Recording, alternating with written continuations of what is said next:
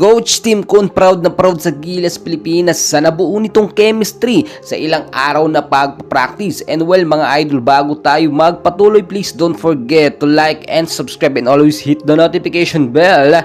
Maraming salamat po. Well, handang-handa na nga po ang ating Gilas Pilipinas sa kanilang unang laban sa February 22 kontra sa koponan ng Hong Kong. At kitang-kita nyo naman, masayang-masaya po ang Gilas Pilipinas dahil sa successful na practice nila, ilang araw lamang yan. Kung titignan nyo din mabuti, nakabuo ng magandang chemistry, mga tandem ang Gilas Pilipinas na gagamitin nila dito sa kanilang unang laban. At ngayong araw nga po ay magkakaroon sila ng practice game. Open door po yan para sa mga pass. Makikita natin yung resulta ng ilang araw na pagka-practice nila. Marami nag-aabang sa ating pambato na si Justin Noy P. Brownlee, kay Kai Soto, kay Kevin Kimbao na talagang maganda ang pinakita. Aabangan natin yung strategy ni Coach Tim Con, yung first 5 lineup, yung magkakasama ng mga player sa kabilang side at sa Team B. Tignan natin mabuti mga kaibigan, no, yung magiging laban sa kupunan ng Hong Kong. Marami nagsasabi na abot kamay na ng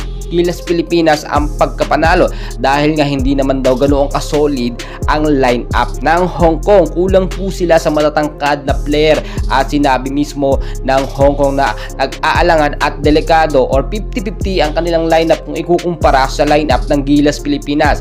Yung lineup po kasi natin ngayon ay talagang nakita nyo pang malakasan at the best lineup ng Gilas Pilipinas na ihinanda po ni Coach Tim Con. Wala na tayong masasabi dahil nga po yung matatangkad na player natin kompleto, may mga reserve player pa tayo, meron pa tayong galing sa UAAP, yung sa Bilig Boys natin napakaganda ng mga performance. Si Kai Soto alam natin maganda and so far so good, nag-i-improve sa mga game niya. Justin Noy P. Brownlee, isang pangmalakasang player natin na maaasahan at nagdala ng gintong medalya sa Gilas Pilipinas. Tignan nyo mabuti mga kaibigan yung palusoto, yung strategy nga po ng Hong Kong, no? At sinasabi nila mahina sila pero on the spot the game na medyo doon tayo magkakaalaman. Hindi kasi pwedeng magsabi tayo na mananalo tayo hanggat hindi pa nangyayari yung laban.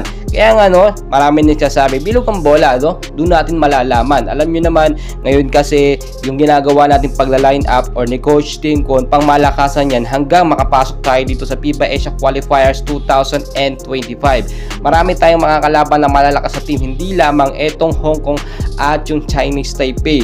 Do alam naman natin hindi sila ganun kasolid or ganun kalakas, pero hindi po pwedeng baliwalain yan ng Gilas Pilipinas. Ngayon nakita nyo naman, marami tayong pinaghahandaan. Ang Gilas Pilipinas, binibigay nila ang kanilang 100% sa pagpapractice, yung parang tipong nasa game din sila. Kaya naman sinobrahan ni Coach Tim Con yung Final 12 para may reserve player tayo. Mga kaibigan, tuloy-tuloy yung suporta sa Gilas Pilipinas. Abangan natin mamaya alas 6 hanggang alas 8 ng gabi ang open door para sa Gilas Pilipinas na practice. And please don't forget to like and subscribe. Update ko po kayo mamaya sa live game po ng Gilas, no? Practice game po yan. Maraming